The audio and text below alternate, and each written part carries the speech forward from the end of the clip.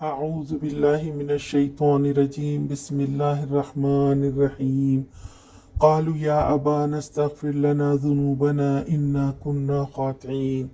سب بول اٹھے، ابا جان آپ ہمارے گناہوں کی بخشش کے لیے دعا کریں، واقعی ہم خطا کار تھے۔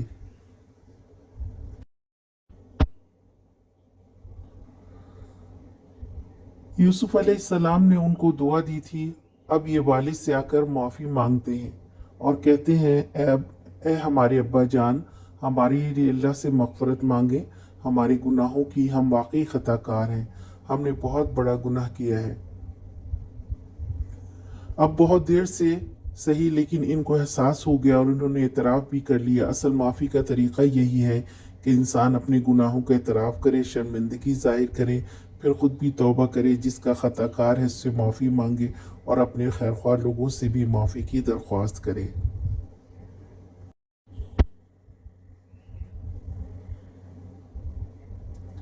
آج کا سوال، معافی کیسے مانگنی چاہیے؟